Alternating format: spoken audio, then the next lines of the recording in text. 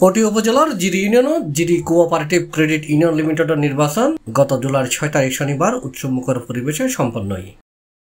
এডে ৭ পদের মধ্যে বিনা প্রতিদ্বন্দ্বিতায় ৫ জন নির্বাচিত হয়। শুধুমাত্র সাধারণ সম্পাদক পদে মোহাম্মদ এরফান আম প্রতীকে এবং নজরুল ইসলাম মই প্রতীকে প্রতিদ্বন্দ্বিতা করে। এই নির্বাচনের মোট ভোটার সংখ্যা ছিল ১৮৮০ জন।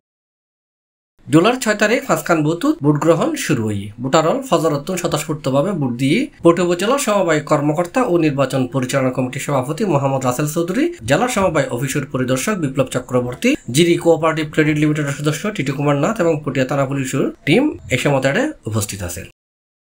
ভোট গ্রহণ শেষে ১৮৮০ ভোটের মধ্যে সাধারণ সম্পাদক প্রার্থী নজরুল ইসলামের ৩৮০ ভোট পাই এবং তার প্রতিদ্বন্দ্বী মোহাম্মদ এরফানে পাই ৪১ ভোট। সমিতির মধ্যে ১৮০০ সদস্য আছে এবং একেবারে নিম্নবিত্ত তৃণমূল পর্যায়ের সাধারণ জনগণ লইরে আমরা এই সংগঠন তৈরি করছি এবং সংগঠন চলে সাধারণ জনগণ লইরে। এই সাধারণ জনগণের অর্থনৈতিক ভিত্তি মজবুত করি বলে এবং সামাজিকভাবে শক্ত অবস্থান তৈরি করি বলে আর এই সংগঠন আসলে পরিচালিত। আর প্রতিদ্বন্দ্বী মোহাম্মদ এরফানের বিশাল ভোটের ব্যবধানে অডাইরে সাধারণ সম্পাদক নির্বাচিত নজির আহমদ দুবাস ফাউন্ডেশনের অর্থ সচিব Nazrul Islam. GD cooperative credit union জিকুর আসলে নির্বাচন খুব সুষ্ঠু সুন্দরভাবে হই। আমরা ২ জন প্রতিদ্বন্দ্বী প্রার্থী ছিলাম, মারহা এবং মইমার হালের ৩৮১ ভোট পাই নির্বাচিত হই।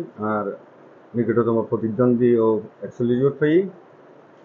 বেয়াগুনুরে অসংখ্য ধন্যবাদ জানাই যারা ভোট দিয়ে নির্বাচিত করি এবং যারা অক্লান্ত পরিশ্রমে সমিতির সেক্রেটারি নির্বাচিত হই দুজনের অসংখ্য ধন্যবাদ জানাই। পাশাপাশি যারা আর এই কমিটির মধ্যে অনর সভাপতি সেক্রেটারি ট্রেজারার যারা নির্বাচিত হই তারারও ধন্যবাদ জানাই।